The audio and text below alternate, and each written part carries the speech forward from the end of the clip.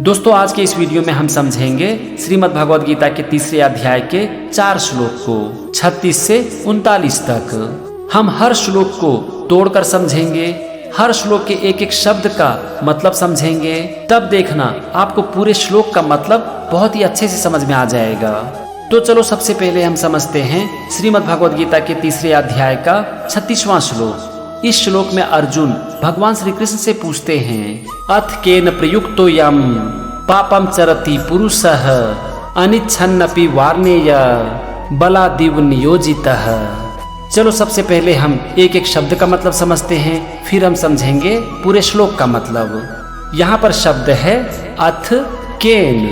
अथ का मतलब होता है फिर, और केन मतलब किससे। इसके बाद है प्रयुक्तोयम।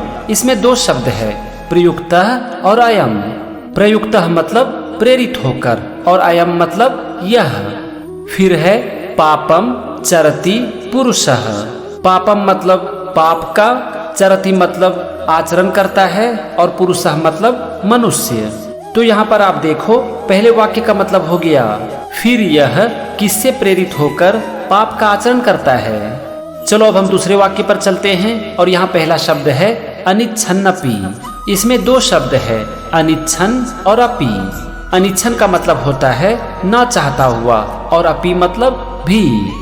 फिर है वार्णेय, और वार्णेय का मतलब होता है हे कृष्ण। इसके बाद है बलादिव। इसमें है 2 शब्द, बलात् और इव। बलात् का मतलब होता है बलपूर्वक, और इव मतलब भांति। और अंतिम शब्द है नियोजितः, और इसका मतलब होता है लगाए हुए की। तो यहाँ पर दूसरे वाक्य का मतलब हो गया हे कृष्ण, मनुष्य ना चाहते हुए भी बलपूर्वक लगाए हुए की भांति। हमने एक एक शब्द का मतलब समझ लिया, दोनों वाक्य का मतलब समझ लिया। चलो अब हम समझते हैं पूरे श्लोक का मतलब। अर्जुन भगवान श्री कृष्ण से पूछते हैं कि हे कृष्ण, फिर यह मनुष्य ना चाहते हुए भी बलपूर्वक लगाए हुए की भांति किससे प्रेरित होकर पाप का आचरण करता है। यहाँ पर अर्जुन भगवान श्री कृष्ण से पूछ रहे हैं कि अगर मनुष्य पाप का आचरण नहीं करना चाहता है तो फिर वो किससे प्रेरित होकर पाप का आचरण करता है। मनुष्य को पाप करने के लिए कौन मजबूर करता है। ये था श्रीमद् भगवद गीता के तीसरे अध्याय का 36वां श्लोक। चलो अब हम समझते हैं 37वें श्लोक को। भगवान श्री कृष्ण अर्जुन से कहते हैं, काम एस क्रोध एस रजोगुण समुद्भवः महाशनो महापापमा विध्येन मिह वैरियम। काम का मतलब होता है काम, वासना। क्रोध का मतलब तो आप जानते ही हो, और ऐसा मतलब यह। इसके बाद है रजोगुण समुद्भवः, और इसका मतलब होता है रजोगुण से उत्पन्न हुआ। रजोगुण का मतलब होता है एक ऐसा गुण जिसके प्रभाव में अगर व्यक्ति आ जाए तो उसके अंदर कामना, इच्छा और अहंकार की भावना जग जाती है। ऐसे व्यक्ति फल की प्राप्ति के लिए कर्म करता है, उसका ध्यान कर्म से ज्यादा कर्म के फल के ऊपर रहता है। तो यहाँ पर आप देखो पहले वाक्य का मतलब हो गया रजोगुण से उत्पन्न हुआ यह काम ही क्रोध है। चलो अब हम चलते हैं दूसरे वाक्य पर, और यहाँ पहला शब्द है महाशनो, और महाशना का मतलब होता है बहुत खाने वाला, मतलब कि ऐसा व्यक्ति जिसका मन कभी नहीं भरता है। फिर है महापापमा, और महापापमा का मतलब होता है बड़ा पापी है। इसके बाद है विध्येन मिह। इसमें है 3 शब्द, विद्धि, एनम और इह। विद्धि का मतलब होता है जानो, एनम मतलब इसको, और इह मतलब इस विषय में। फिर अंतिम शब्द है वैरिनम, और इसका मतलब होता है वैरी, दुश्मन। तो यहाँ पर आप देखो दूसरे वाक्य का मतलब हो गया बहुत खाने वाला व्यक्ति, यानी कि जिसका मन कभी नहीं भरता वो बड़ा पापी है, इसको तुम इस विषय में वैरी जानो। ये था दूसरे वाक्य का मतलब। चलो अब हम समझते हैं पूरे श्लोक का मतलब। भगवान श्री कृष्ण अर्जुन से कहते हैं कि हे अर्जुन, रजोगुण से उत्पन्न हुआ यह काम ही क्रोध है।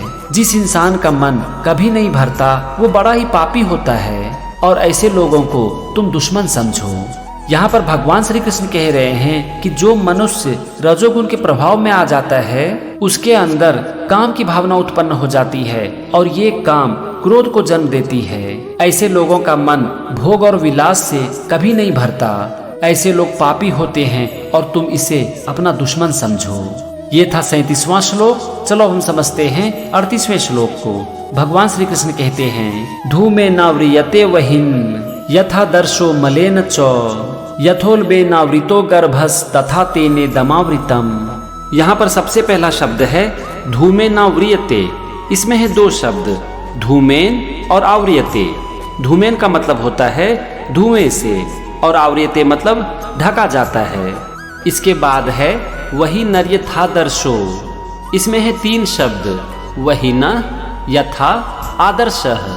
वहीना का मतलब होता है अग्नि, यथा मतलब जिस प्रकार और आदर्शः मतलब दर्पण। फिर है मलेन चौ।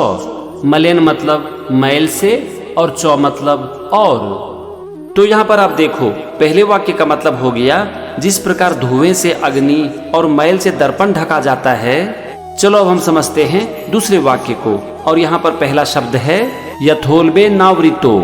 इसमें तीन शब्द है, यथा, उल्बेन और आवृतः। यथा मतलब जिस प्रकार, उल्बेन मतलब गर्भाशय से और आवृतः मतलब ढका रहता है। इसके बाद है गर्भस तथा। इसमें दो शब्द है, गर्भ और तथा। गर्भ का मतलब होता है गर्भ और तथा मतलब वैसे ही। फिर अंतिम शब्द है तेने दमावृतम। इसमें तीन शब्द है, तेन, इदम और आवृतम। तेन का मतलब होता है उस काम के द्वारा, इदम मतलब यह और आवृतम मतलब ढका रहता है। तो यहाँ पर दूसरे वाक्य का मतलब हो गया जिस प्रकार गर्भाशय से गर्भ ढका रहता है वैसे ही उस काम के द्वारा यह ढका रहता है। यहाँ पर ज्ञान को ढकने की बात की जा रही है। तो चलो अब हम दोनों वाक्य को मिलाते हैं और समझते हैं पूरे श्लोक का मतलब। भगवान श्री कृष्ण अर्जुन से कहते हैं कि हे अर्जुन, जिस प्रकार धुएं से अग्नि, मैल से दर्पण और गर्भाशय से गर्भ ढका जाता है वैसे ही उस काम के द्वारा यह ज्ञान ढका जाता है। यहाँ पर किस काम की बात की जा रही है इसके लिए आप समझो 37वां श्लोक। ये था श्रीमद् भगवद गीता के तीसरे अध्याय का 38वां श्लोक। चलो अब हम समझते हैं 39वें श्लोक को।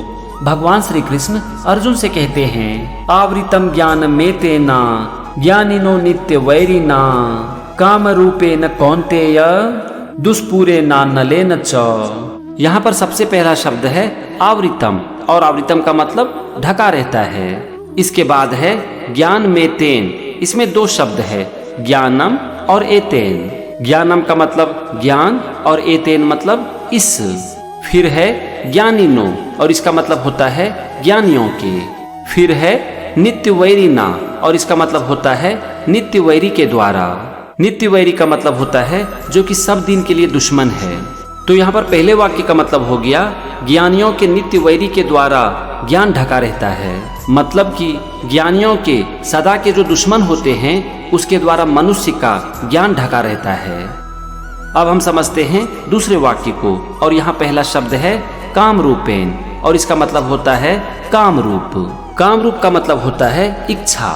फिर है कौन्ते मतलब कुंती पुत्र यानी कि अर्जुन। फिर है दुष्पूरेना नलेन। इसमें दो शब्द है, दुष्पूरेन और अनलेन। दुष्पूरेन का मतलब होता है ना पूर्ण होने वाला और अनलेन मतलब अग्नि के। और अंतिम शब्द है चौ और चौ का मतलब और।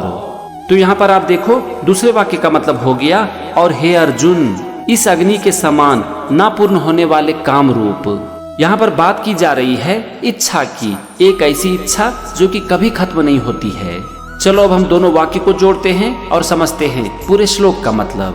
भगवान श्री कृष्ण अर्जुन से कहते हैं कि हे कुंती पुत्र, इस अग्नि के समान ना पूर्ण होने वाले काम रूप ज्ञानियों के नित्य वैरी के द्वारा ज्ञान ढका रहता है। अब इसे मैं आपको आसान भाषा में समझाता हूँ। भगवान श्री कृष्ण अर्जुन से कहते हैं कि हे अर्जुन, अग्नि के समान कभी ना पूर्ण होने वाला हमारा काम, हमारी इच्छा ज्ञानियों का हमेशा के लिए दुश्मन है और इस काम और इच्छा से मनुष्य का ज्ञान ढका रहता है। ये था श्रीमद् भगवद गीता के तीसरे अध्याय का 39वां श्लोक। आज के इस वीडियो में हमने श्रीमद् भगवद गीता के तीसरे अध्याय के 4 श्लोक को समझा, 36 से 39 तक। अब इस अध्याय में 4 और श्लोक बाकी है, 40 से 43 तक। इसके बाद तीसरा अध्याय खत्म हो जाएगा। तो अगले 4 श्लोक को हम अगले वीडियो में समझेंगे। तुम मेरे साथ बने रहिए और सीखते रहिए। श्रीमद् भगवद गीता। जय श्री कृष्णा।